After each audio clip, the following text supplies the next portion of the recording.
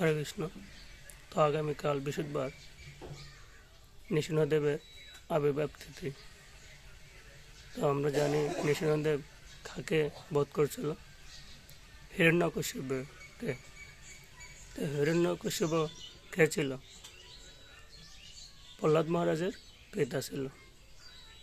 তো প্রহ্লাদ মহারাজ যখন শিশু ছিল তখন হরি হরি ডাকত, ঠিক আছে, নারায়ণের সাধন ভোজন করতো। তো করার পরে তো যখন ভগবানের গুণকীর্তন করত, তো হিরণ্যকশিপু ছিল অসুর। তো অসুরের ছেলে যদি অসুরের বিরুদ্ধে কথা বলে তখন তো ছেলে হোক বা মেয়ে হোক এগুলা দেখবে না, ঠিক আছে, দেখবে কি ওর আচরণটা।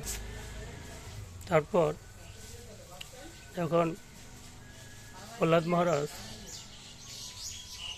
বেশি বেশি হরি হরি হরি হরি কইত, ভগবানকে ডাকত, তখন কী করত?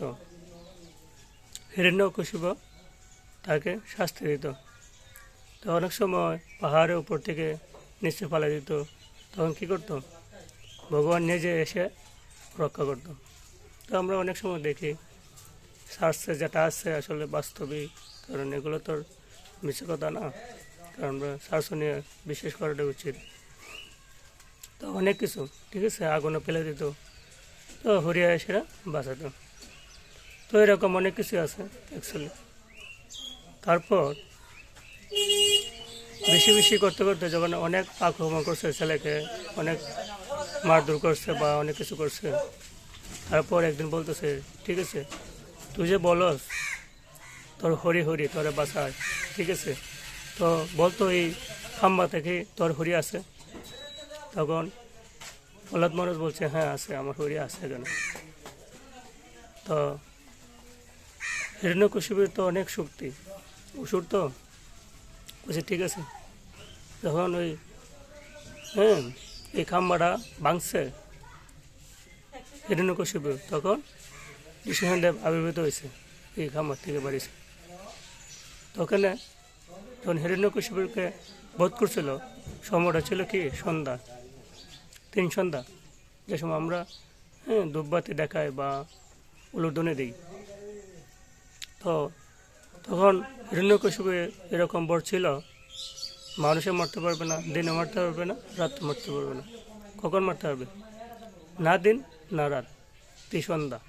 তো হিরণ্যকশিপুকে 3 সন্ধ্যা নরসিংহ দেবে বধ করছিল, ঠিক আছে। বধ করার পরে যখন নৃসিংহদেব শান্ত হয়েছিল না, তখন সব দেবতারা ভয় পাইছিল, মানে কী যে হবে এখন। তখন প্রহ্লাদ মহারাজ একটা ফুলের মালা নিয়ে গলায় দিয়েছিল, তখন নৃসিংহদেব শান্ত হয়েছিল।